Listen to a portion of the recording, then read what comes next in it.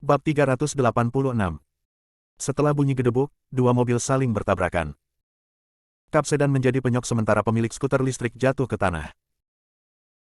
Menutup mulutnya dengan tangannya karena terkejut, Lesi tersentak, "Oh tidak, kita menabrak seseorang." Zeke menggerutu, "Bajingan. Sekarang mobilku rusak."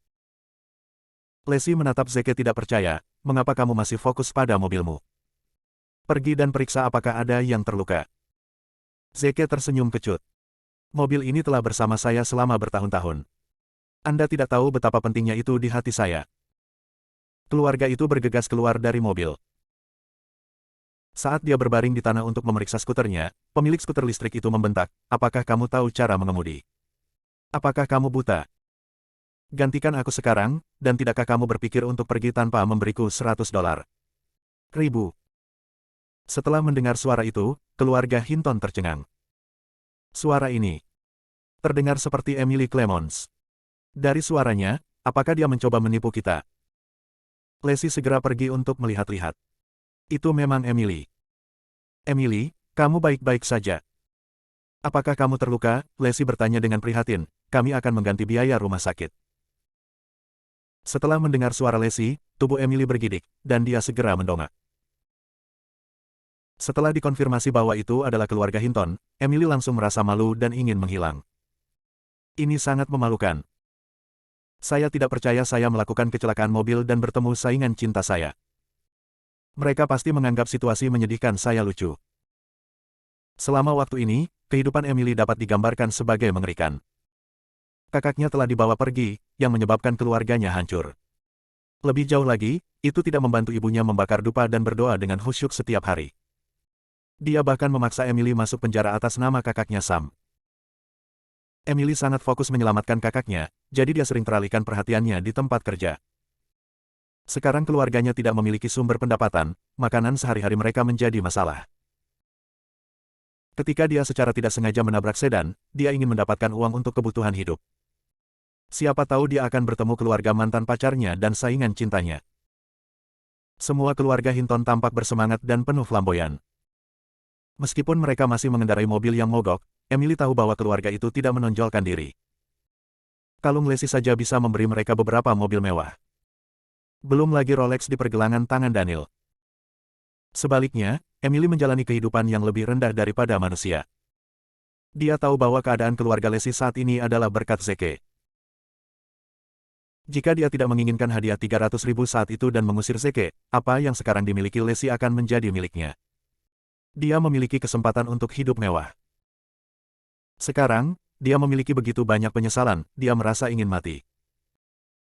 Zeke berkata dengan dingin, "Tolong bergerak, jangan menghalangi jalan." Marah, Emily memelototinya. Dia menggertakkan giginya, "Mengapa aku harus memberimu jalan? Kamu memukulku, jadi kamu harus bertanggung jawab." Zeke beralasan, "Kami berada di jalan utama, dan kamu berada di jalan depan. Di mata hukum, kamu harus mengalah." Selanjutnya, undang-undang sekarang menyatakan bahwa Anda perlu memasang tanda dan memakai helm jika Anda ingin mengendarai skuter listrik. Anda tidak melakukan keduanya. Itu ilegal bagi Anda untuk mengendarai di jalan, tambah Zeke. Emily sangat marah sehingga dia tidak bisa mengatakan apapun untuk membela diri. Lesi tidak tahan melihat situasi ini lebih lama lagi. Emily sudah cukup menderita, tidak perlu terlalu keras. Bagaimanapun, keduanya telah mempertahankan persahabatan dekat selama hampir 1 dekade. Melangkah masuk, Lesi menegur, "Cukup, Zeke, jangan banyak bicara." Dia menoleh ke Emily dan meminta maaf, "Kami bersalah. Emily, ini 100.000. Ambillah." Dengan mengatakan itu, dia memberikan Emily sebuah kartu bank. Air mata Emily mengalir di pipinya tak terkendali saat dia melihat kartu bank. 100.000. Di mata Emily, ini bisa menyelamatkan hidupnya. Namun, cara Lesi memberikan kartu itu padanya sangat biasa. Dia tidak tampak tertekan sama sekali. Jumlah uang ini pasti hanya setetes ember untuknya. Bab 387. Perbedaan besar di antara mereka membuat Emily hampir putus asa. Di masa lalu, Lesi lebih rendah darinya. Dia harus bergantung pada dirinya sendiri untuk menjaga pabrik bajanya tetap hidup. Tapi sekarang, Lesi jauh lebih baik darinya. Emily tidak mau menerima kenyataan kejam ini. Sambil menyodorkan kartu banknya ke tangan Emily, Lacey berkata, "Emily, ambillah uang ini untuk menghidupi keluargamu." Namun, kata-katanya memicu Emily. "Pergilah." Emily melolong marah, "Apakah kamu mencoba mengasihani aku?" Aku, Emily Clemons tidak membutuhkan amalmu. Lacey Hinton, kamu lebih rendah daripada aku di masa lalu. Sekarang, kamu masih lebih rendah daripada aku, dan kamu akan tetap berada di masa depan. Suatu hari, aku akan naik di atasmu. Tunggu dan lihat saja." Seperti wanita gila, dia mematahkan kartu bank menjadi dua dan melemparkannya ke lantai sebelum naik skuter listriknya. Lacey berteriak memanggilnya, tetapi Emily tidak menoleh ke belakang, takut air matanya akan mengungkapkan kepengecutannya. Lacey menghela napas, mengapa dia melakukan itu? Zeke menjentikkan dahi Lacey. Kamu terlalu baik." Dia mengomel, "Kamu perlu tahu bahwa orang yang paling baik selalu diganggu. Lain kali, tetap di sisiku. Jangan biarkan siapapun memanfaatkanmu." Lacey menutupi dahinya dengan kesal. "Hei, bersikaplah lebih lembut. Dahiku akan segera terbuka." Zeke menjawab dengan polos, "Kamu hanya perlu menarikku kembali." Bibir Lacey melengkung membentuk senyum nakal. Menekuk jarinya, dia menjentikkan dahi Zeke dengan kasar.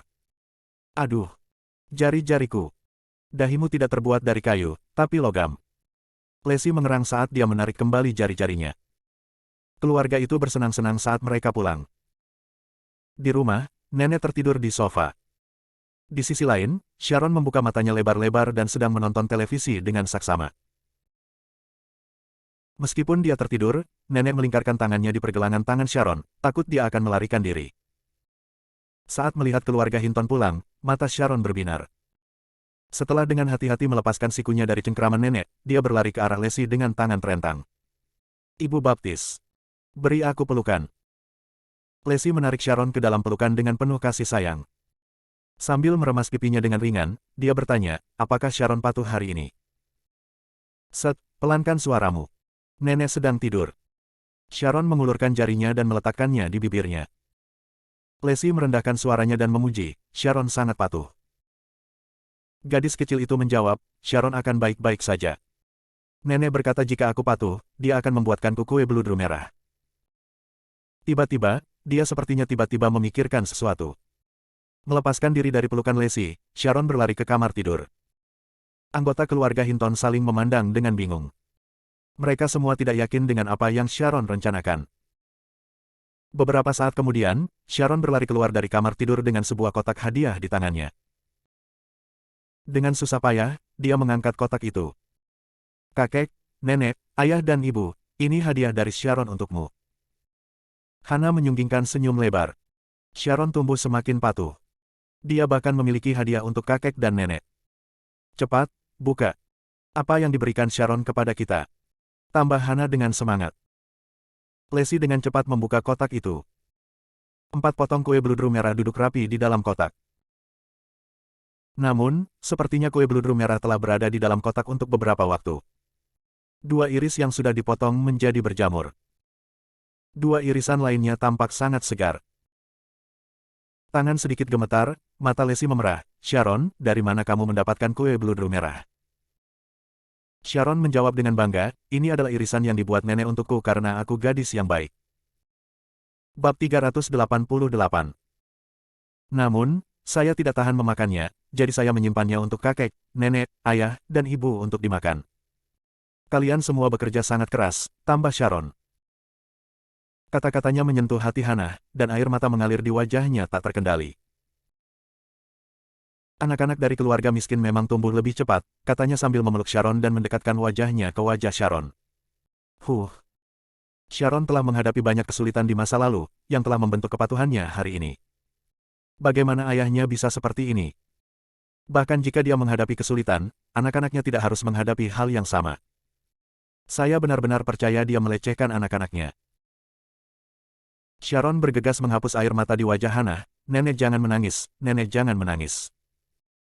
Di sisi lain, Zeke tampak benar-benar bingung. Ayah Sharon, Hudson Callum, tidak keberatan mengorbankan nyawanya untuk Sharon. Bagaimana dia menyiksanya? Dia hanya tidak memiliki sarana untuk memberinya kehidupan yang lebih baik.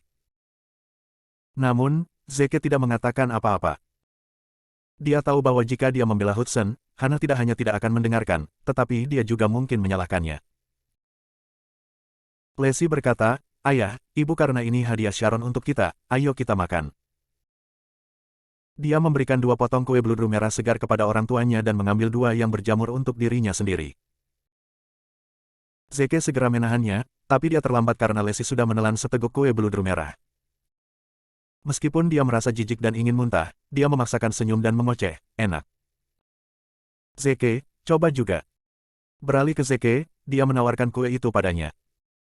"Kamu, apa yang kamu lakukan?" Zeke mundur dengan kaget, datang dengan alasan. "Aku baru saja makan. Aku terlalu kenyang untuk memakan ini." Namun, Lacey memanfaatkannya di tengah pidato dan memasukkan kue ke dalam mulutnya. Awalnya, Zeke ingin memuntahkan kue itu. Namun, Lacey segera merendahkan suaranya, "Hati-hati dengan perasaan Sharon." Melihat wajah Sharon yang penuh harap, Zeke tidak punya pilihan selain menelan kue itu. "Anda hanya peduli dengan perasaan bayi kecil. Bagaimana dengan perasaan bayi besar? Saya benar-benar berpikir Anda mencoba untuk membunuh suami Anda." Setelah makan kue blueberry merah, Hana berkata, "Sharon, apakah kamu ingin tidur dengan nenek malam ini? Aku akan membacakanmu sebuah cerita." Sharon menjawab dengan senang, "Oke. Aku ingin mendengarkan cerita nenek." "Kalau begitu mari kita tidur." Hana dan Daniel memeluk Sharon dan berjalan menuju kamar tidur mereka. "Oh benar, Lacey, biarkan nenek tidur di kamarmu malam ini." "Oke," jawab Lacey sebelum membangunkan nenek. Ketika nenek terbangun, dia melihat sekeliling dengan linglung sebelum dia melompat. "Di mana Sharon? Di mana Sharon?" Lacey langsung menghiburnya, "Nenek, Sharon sedang tidur dengan ibuku. Kamu bisa pergi ke kamarku untuk beristirahat." Wah. Nenek menghela napas panjang lega, Sharon sudah pergi tidur. Bagus. Aku sudah sangat tua dan tidak berguna, aku bahkan bisa tertidur sambil menjaga anak. Lacey meyakinkannya, "Nenek, Sharon sebenarnya baru saja tidur juga. Kamu membujuknya untuk tidur sebelum kamu sendiri juga tertidur." "Begitukah? Aku lupa."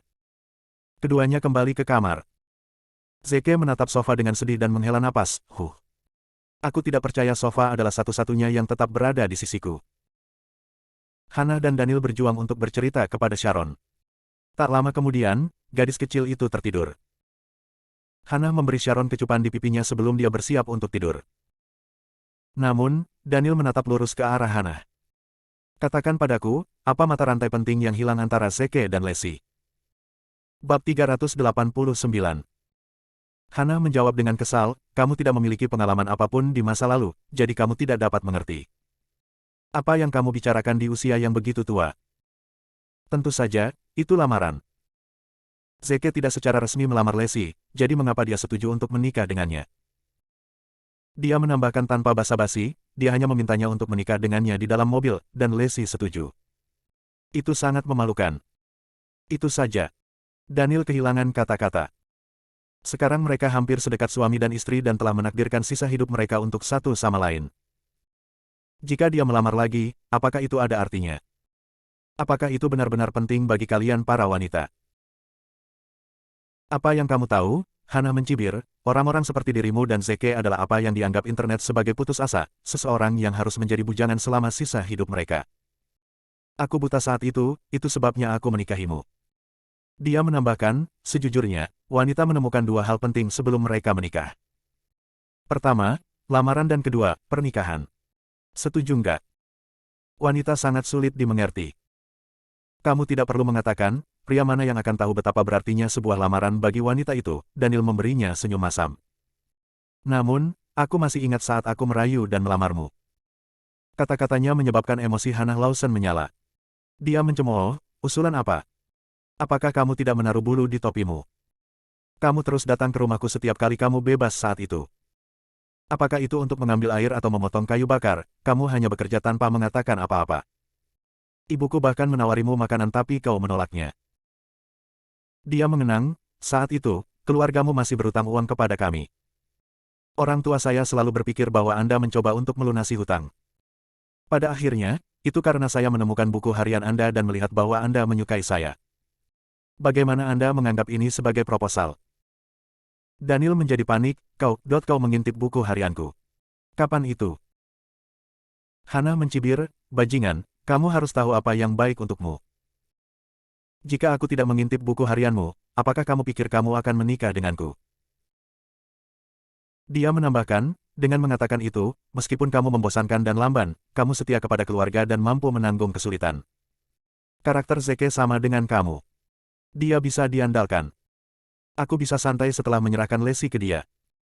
Daniel menyunggingkan seringai konyol. Ini pertama kalinya Hana memujiku. Daniel Hinton, aku bilang, jangan pernah mengingatkan Zeke. Hana memperingatkan, jika kamu mengingatkannya, tidak ada artinya lamaran itu lagi, mungkin juga tidak ada. Daniel mengangguk. Ya, aku tahu. Namun, dia memiliki pemikiran yang berbeda. Dia memutuskan untuk mencari kesempatan untuk memberi Zeke beberapa petunjuk. Karena dia belum melamar saat itu menyebabkan kebencian di hati Hana. Putrinya seharusnya tidak berakhir sebagai wanita yang pendendam. Di bagian lain rumah, Zeke berguling-guling di sofa, tidak bisa tidur. Dia masih tidak bisa memahami dan menemukan mata rantai yang hilang untuk menggerakkan Lesi. Dia merasa sangat bingung. Wanita, mengapa kamu begitu sakit? Tidak bisakah Anda memberitahu saya apa yang Anda inginkan? Mengapa Anda harus mempengaruhi nafsu makan saya? Dia lebih suka tidak memikirkan masalah ini. Sebagai gantinya, dia mengeluarkan teleponnya untuk menelepon Lone Wolf dari distrik militer.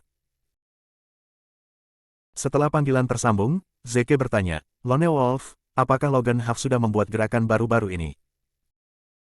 Dia telah memerintahkan Lone Wolf untuk mengawasi setiap gerakan Logan. Lone Wolf melaporkan kembali, Pak, saya tidak melihat sesuatu yang aneh tentang Logan Huff. Dia bahkan tidak mendapatkan koneksi untuk menyelamatkan muridnya, Sam Clemons. Zeke mengangguk dan menjawab, oke. Logan Huff ini terlalu berhati-hati. Awalnya, Zeke ingin mengetahui kambing hitam di lingkarannya dengan menggunakan Logan. Namun, Logan tidak menggunakan koneksinya untuk menyelamatkan orang lain, yang membuat Zeke tidak dapat melanjutkan penyelidikan. Lone Wolf berkomentar, namun, tagihan telepon Logan Huff melonjak selama periode ini. Dia seharusnya menghubungi banyak orang melalui telepon. Bab 390. Zeke bertanya, apakah kita bisa memeriksa daftar kontak yang dia hubungi?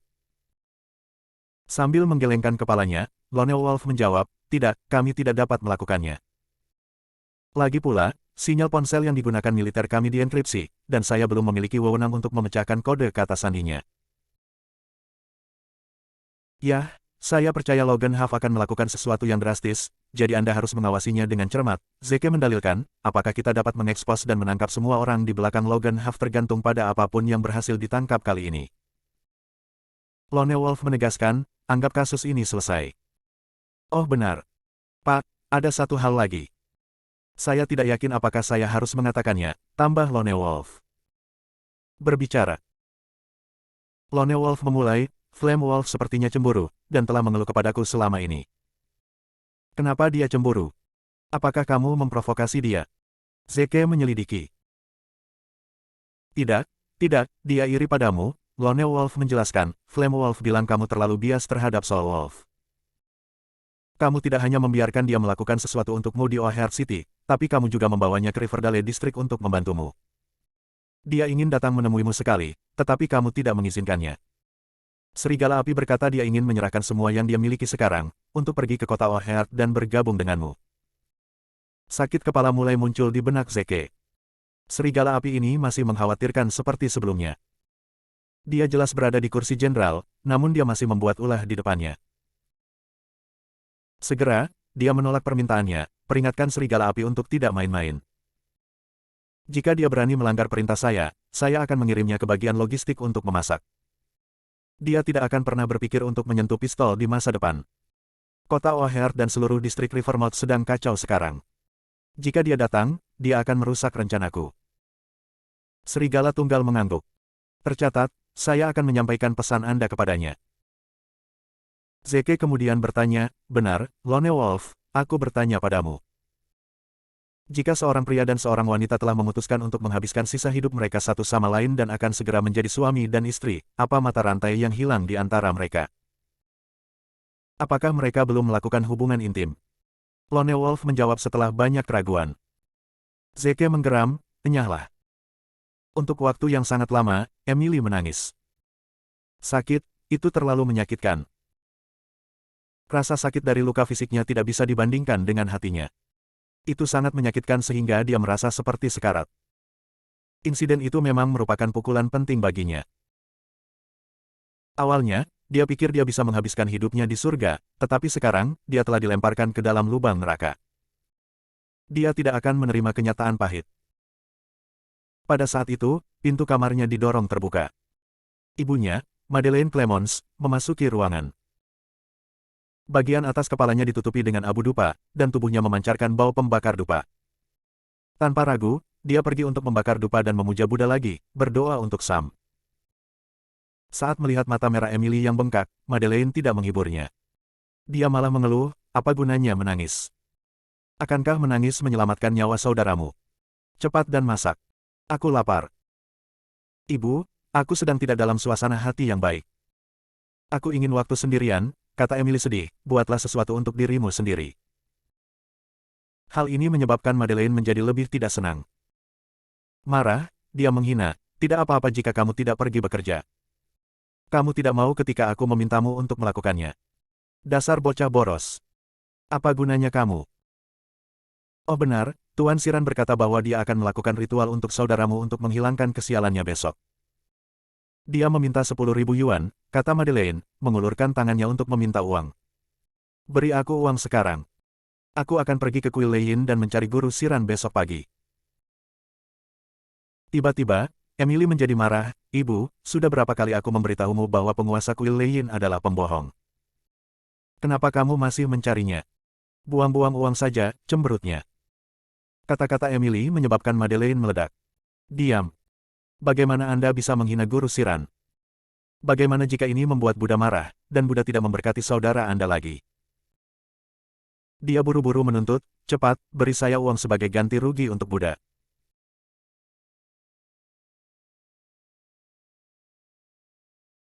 Bab 391.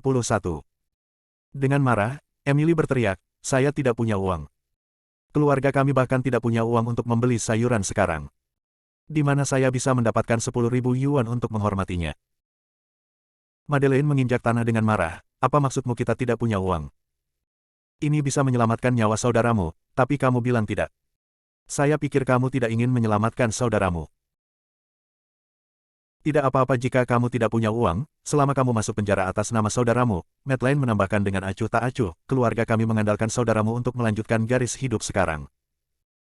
Jika sesuatu terjadi padanya, keluarga Chen akan terputus dari anak dan cucu. Anda mungkin juga membusuk di sel karena Anda sudah membusuk di rumah. Anda masih bisa makan dan minum di dalam sana. Emily semakin frustrasi. Ibunya memaksanya masuk penjara menggantikan kakaknya lagi. Apakah Anda melahirkan saudara laki-laki saya dan mengadopsi saya? Ibu mana yang bisa begitu bias? Aku tidak akan masuk penjara menggantikan kakakku, balas Emily, pergilah jika kau mau. Hal ini menyebabkan Madeleine marah dan kehilangan kata-kata, kamu ingin ibumu masuk penjara, kamu sangat tidak sopan. Seharusnya aku mencekikmu sampai mati saat kamu lahir. Mencekikku. Emily membentak, jika kamu mencekikku, kamu pasti sudah lama mati kelaparan. Jangan lupa, siapa yang menghidupi keluarga ini selama ini? Siapa yang memberimu uang? Makan dan minum. Itu aku, Emily Clemons. Lihatlah saudaraku, apakah dia memberi keluarga ini 1 sen setelah bertahun-tahun? Kita masih harus memberinya uang. Dia anak nakal yang tidak berguna. Teriak Emily, adapun kamu selalu bias terhadapnya. Kamu memperlakukannya seperti senior. Kamu selalu memberinya uang setiap kali dia meminta. Uang yang kamu berikan padanya adalah milikku. Kamu tidak pernah memikirkan aku. Tidak peduli seberapa lelah atau sulitnya saya bekerja untuk rumah ini, Anda bahkan tidak pernah mengucapkan terima kasih. Madeleine tercengang oleh kemarahannya. Sampah ini masih berani membela diri dengan sangat keras. Ke laut, dia sudah berlebihan. Marah, Madeleine mengambil sapu dan menyalak, kamu. Beraninya kamu menegur ibumu sendiri. Hari ini, aku akan membunuhmu. Aku akan membunuhmu. Kamu bilang kakakmu sampah. Bahkan jika saudaramu sampah, dia 1000 kali lebih kuat darimu. Tidak, 10.000 kali. Saat dia meraung, sapu itu menghantam tubuh Emily dengan keras. Air mata Emily meledak seperti bendungan yang jebol. Rasa sakit fisik tidak seberapa dibandingkan dengan hatinya, yang telah lama dilubangi. Bam! Dia membanting pintu setelah dia bangkit dan berjalan seperti mayat kembali ke kamarnya. Tuhan, kau sangat tidak adil padaku. Kenapa aku harus dilahirkan dalam keluarga yang aneh? Bahkan tidak ada orang yang peduli padaku dan menghiburku. Jika aku tidak putus dengan Zeke Williams, dia pasti bisa melindungiku. Tapi, di dunia ini, tidak ada jika. Semakin Emily berpikir, semakin sedih perasaannya. Dia menangis histeris. Sesaat kemudian, dia sepertinya memikirkan sesuatu. Melihat ke atas, matanya bersinar dengan niat membunuh. Zeke Williams adalah alasan untuk semua yang saya alami sekarang, katanya dengan licik, jika tidak dapat memilikinya, saya akan menghancurkannya. Dengan mengatakan itu, dia dengan cepat mengeluarkan ponselnya dan menelepon Logan Huff. Panggilan itu terhubung dengan cepat setelahnya. Sudah berapa kali kukatakan padamu, kata Logan kesal, aku mencoba menyelamatkan Sam. Berhentilah membuatku terburu-buru. Jika kamu terus membuatku terburu-buru, aku tidak akan peduli lagi, dia memperingatkan. Dengan tergesa-gesa, Emily membela diri, Tuan Huff, bukan itu alasan saya menelepon. Apa alasannya saat itu? Logan bertanya dengan curiga. Aku punya rencana, jawab Emily cekatan, rencana yang bisa menghancurkan dan menghancurkan keluarga Zeke. Aku tidak yakin apakah kamu tertarik. Logan mencibir, bahkan aku tidak punya cara untuk berurusan dengannya, bagaimana kamu berniat menghancurkan keluarganya? Bab 392. Emily berkata, Tuan Huff, saya yakin Anda tahu ayah mertua Zeke, Daniel Hinton menjalankan sebuah klinik. Jika klinik Daniel Hinton memiliki malpraktik medis yang merenggut nyawa seseorang, itu akan menghancurkan sisa hidupnya, bukan begitu? Dia melanjutkan, kita bisa secara diam-diam memanipulasi ini dan mengalihkan kesalahan ke Zeke. Dia tidak akan bisa melindungi dirinya sendiri saat itu. Ketika itu terjadi, hanya akan ada dua wanita yang tersisa di seluruh keluarga Su. Mereka hanya ikan di talenan, jadi mari kita singkirkan mereka. Di ujung telepon yang lain, Logan Huff terdiam. Lebih baik jika kecelakaan medis terjadi pada pukulan besar, yang mempengaruhi seluruh negeri, Emily menekan, pada saat itu, api akan membakar seluruh negeri. Bahkan jika Zeke memiliki kekuatan besar, api tidak akan padam. Logan menghela nafas, memang, seseorang tidak pernah bisa meremehkan kekejaman hati seorang wanita. Aku akan mempelajari skemamu ini dengan cermat dan memberimu jawaban secepat mungkin. Aku akan menunggu kabar baikmu, kata Emily. Setelah menutup telepon, bibir Logan Huff melengkung membentuk senyum ganas. Sepertinya wanita ini tidak sebodoh yang kukira jika dia bisa membuat skema seperti itu. Namun, meskipun teori strategi ini berhasil, itu tidak mudah dilakukan. Pertama, kita membutuhkan seseorang untuk dimanfaatkan. Siapa yang bisa kita gunakan? Tepat ketika dia sedang berpikir, ada ketukan di pintunya. Masuk, kata Logan. Seorang pria muda yang sederhana masuk. Pemuda ini telah diatur oleh Logan untuk berada di sebelah Hades, dia ingin tahu tentang semua gerakan Hades. Pria itu melaporkan, Tuan Huff, saya punya berita penting untuk dilaporkan kepada Anda. Ini membangkitkan minat Logan Huff. Berbicara. Pemuda itu menjawab, Tuan Huff, seorang sumber terpercaya memberitahu saya bahwa Hades akan segera mati. Apa? Logan terkejut dengan berita itu, dan dia menatap pemuda itu dengan saksama, bicaralah dengan jelas, apa yang terjadi. Pemuda itu mengingat semua yang dikatakan kepadanya kepada Logan, pagi ini, Hades membuat janji dengan tim ahli medis top untuk memeriksanya. Seluruh proses dirahasiakan tanpa orang luar diizinkan, bahkan Eclipse. Namun, setelah pemeriksaan fisik, saya perhatikan bahwa Hades ternyata tertekan. Dia diam dan bahkan tidak menjawab pertanyaan hakim. Saat itu, saya curiga pasti ada masalah besar dengan tubuhnya. Oleh karena itu, saya menemukan tim dan menyogok mereka sebelum akhirnya mengeluarkan kebenaran dari mulut mereka. Menatap pemuda itu, Logan mendesak, lanjutkan. Sepertinya Hades mengidap kanker pankreas, pemuda itu mengungkapkan, penyakit ini sangat langka. Hanya ada satu kasus di seluruh negara bagian Rivermouth dalam 5 tahun terakhir. Biasanya tidak ada gejala terkait kanker pankreas. Namun, begitu ada gejala, pasien akan terlambat, karena tidak ada kemungkinan untuk disembuhkan. Hidup akan singkat. Dia kemudian menambahkan, Hades akan hidup paling lama 3 bulan. Logan buru-buru bertanya, apakah kamu yakin tentang itu? Ya, pemuda itu mengangguk. Saya mendapatkan salinan laporan medis Hades untuk Anda teliti. Saat dia berbicara, dia menyerahkan laporan medis kepada Logan. Setelah melihat laporan itu, hati Logan penuh dengan kegembiraan. Tidak diragukan lagi, itu benar. Mau tak mau dia menghubungkan kanker pankreas Hades dengan rencana malpraktik medis Emily. Hades sangat cocok untuk rencana ini. Dia adalah anugerah. Meskipun hati Logan dipenuhi dengan kegembiraan, ekspresi wajahnya tetap tenang. Mengerti. Kamu melakukannya dengan baik, kata Logan dengan tenang sebelum memperingatkan pria itu. Ingat, jaga kerahasiaan informasi ini. Jangan biarkan menyebar. Bab 393. Pria muda itu membungkuk dengan hormat. Saya mengerti. Setelah dia pergi, Logan segera menelepon Emily. Setelah banyak pertimbangan, saya telah memutuskan untuk mengikuti skema Anda. Saya akan merencanakannya secara rinci. Jika saya membutuhkan bantuan Anda pada saat itu, saya harap Anda akan bekerja sama dengan saya. Emily sangat senang. Selama keluarga Zeke hancur, aku rela mati. Logan sudah membuat keputusan. Karena tidak lama lagi Hades mati, lebih baik dia mati di bawah malpraktik medis Daniel. Tidak hanya Hades hanya seorang tokoh bawah tanah, tetapi dia juga seorang perwakilan provinsi. Orang bisa membayangkan konsekuensinya jika orang penting seperti itu mati di tangan Daniel Hinton. Itu pasti akan menghancurkan keluarga Zeke. Tidak dapat disangkal, Logan hanya akan merencanakan skema di belakang layar.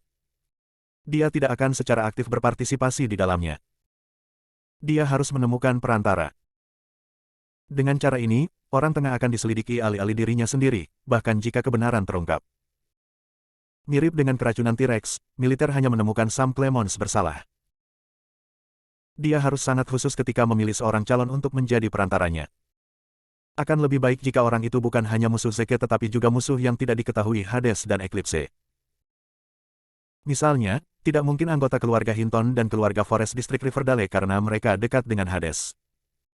Karenanya, jika mereka bergerak ke Hades, itu akan menimbulkan kecurigaan. Tidak dapat menemukan solusi, dia mengeluarkan teleponnya dan melakukan panggilan ke nomor misterius. Bantu aku mengawasi Zeke Williams dan kirimkan aku orang-orang terdekat di jaringannya. Setelah menginstruksikan penerima di ujung telepon, bibir Logan melengkung membentuk senyum licik. Hades, jangan salahkan aku karena kejam, kematianmu benar-benar terlalu signifikan. Karena kamu akan mati cepat atau lambat, aku hanya mendorong tanggal kematianmu beberapa hari sebelumnya. Itu akan sangat membantuku dan bos. Kamu akan mati dengan layak, gumam Logan pada dirinya sendiri. Di rumah Teh Grand Imperial. Hades memandang pemuda di depannya dan berkata, apakah laporan medis tentang kanker saya telah diteruskan ke Logan Huff? Mengangguk kepalanya, pemuda itu menjawab, ya, sudah selesai. Hades menjawab, dia tidak mempertanyakannya, kan? Dari raut wajahnya, saya rasa tidak, jawab pemuda itu. Kamu melakukannya dengan baik. Kamu bisa mundur dulu, Hades bertepuk tangan sebelum menambahkan, setelah insiden ini berakhir, aku akan memanggilmu lagi. Pemuda itu senang. Terima kasih, Hades. Pemuda ini adalah orang yang sama yang sebelumnya mengadu ke Logan Huff. Lembaga think tank di jaringan Hades telah lama mengetahui bahwa pemuda ini adalah mata-mata Logan dan telah berhasil memenangkannya. Banyaknya uang yang dibagikan Hades setiap tahun untuk diinvestasikan di lembaga think tank-nya bukan untuk pertunjukan. Keesokan harinya, setelah keluarga Hinton sarapan, mereka pergi melakukan hal-hal mereka sendiri. Lacey secara alami bekerja di Linton Group. Sekarang grup Linton telah didirikan, masih banyak detail yang perlu disesuaikan. Selain itu, proyek Love in a Valence City hampir selesai.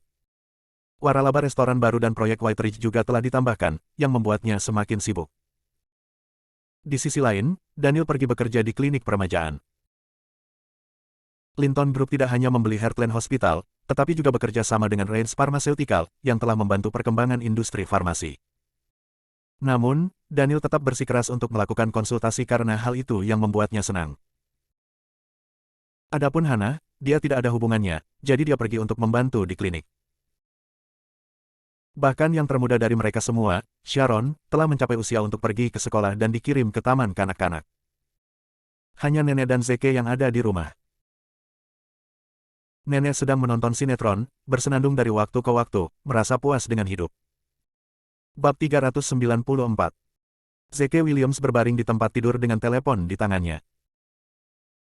Dia menerima beberapa pesan yang dikirim oleh Nancy Hinton, tetapi dia tidak membalas satupun. Segera, Zeke merasa pusing dan bosan keluar dari pikirannya. Sepertinya menjadi pria simpanan tidak terlalu bagus. Dia tetap dalam keadaan ini sampai tengah hari dan segera menerima telepon dari Hannah. Zeke, cukup sibuk di klinik sekarang. Ayahmu dan aku tidak akan pulang untuk makan siang. Oh iya. Jangan lupa jemput Sharon. Jangan khawatir, jawab Zeke santai.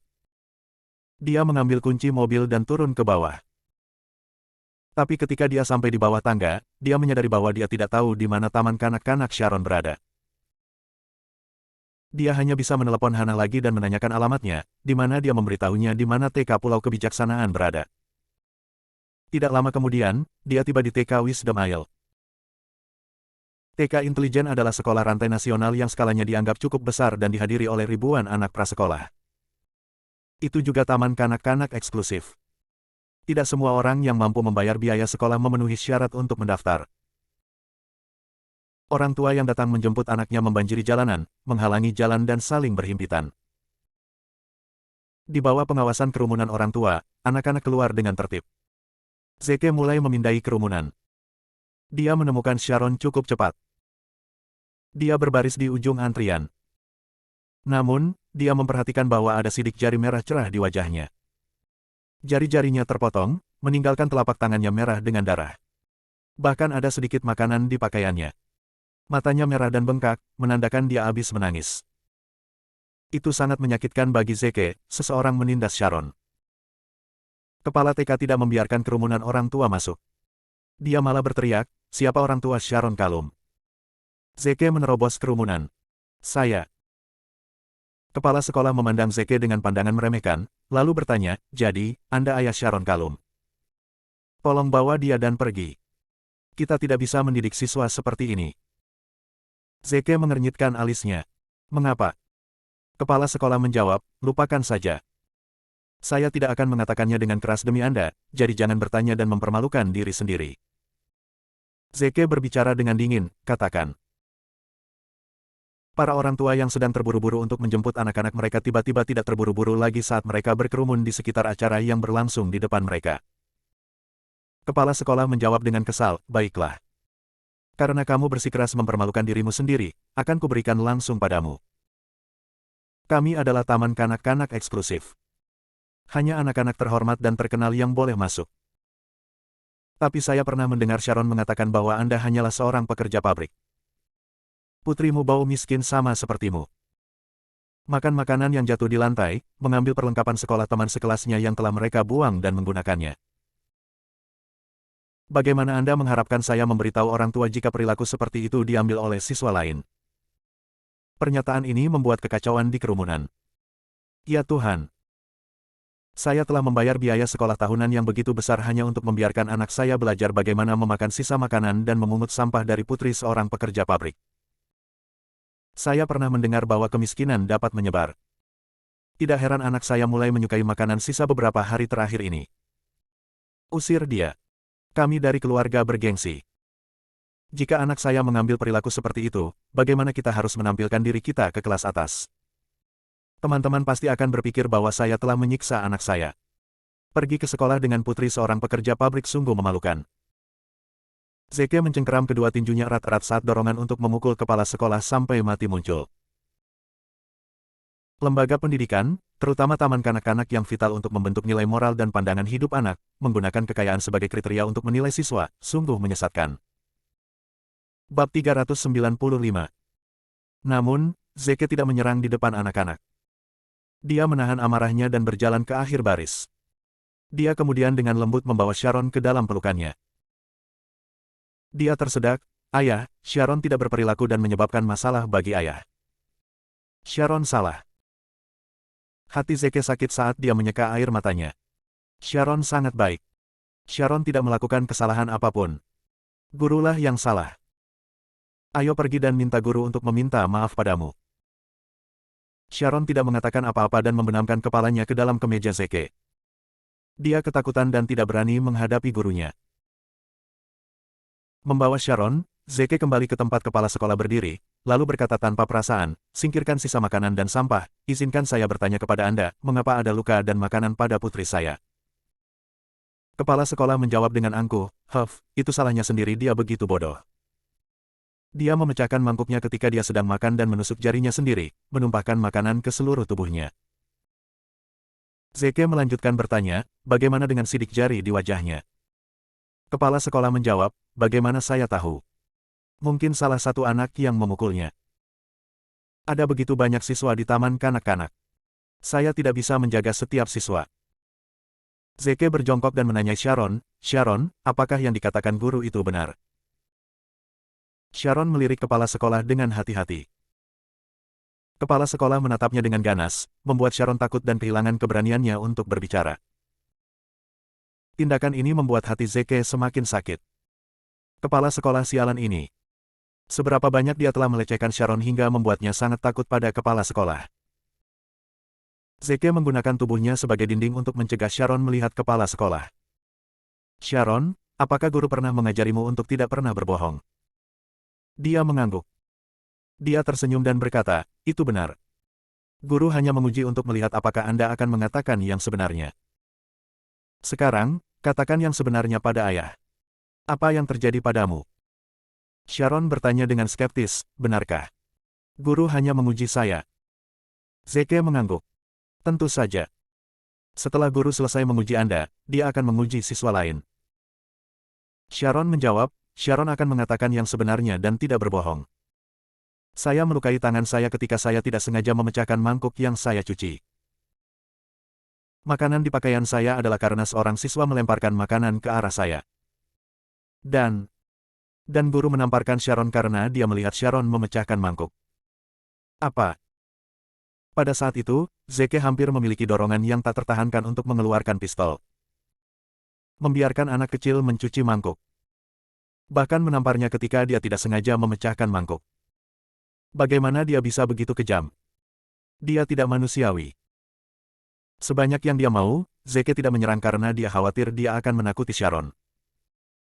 Dia mengambil napas dalam-dalam. Sharon, bagus sekali. Kamu lulus ujian guru. Guru akan memberimu hadiah nanti. Bisakah kamu kembali ke mobil dan menunggu sekarang? Sharon mengangguk patuh. Oke. Zeke mengunci Sharon di dalam mobil dan kembali dengan tatapan tajam ke arah kepala sekolah. Dipandang membuat kepala sekolah merasa bersalah. Dia berdalih, apa yang kamu lihat? Dia yang memukul anak lain duluan. Makanya anak itu melemparkan makanan ke arahnya. Untuk mendidiknya, saya menghukumnya dengan menyuruhnya mencuci piring. Dia mendapat luka itu di jarinya karena dia bodoh. Orang miskin dan bodoh seperti itu seharusnya tidak bersekolah. Sebaiknya kamu mengajarinya bagaimana menjadi pekerja pabrik. Kepala sekolah mengejek. Sebuah tamparan keras terdengar. Tamparan Zeke membuat kepala sekolah lengah saat tubuhnya terdistorsi akibat benturan. Kesunyian. Seluruh adegan menjadi sunyi senyap.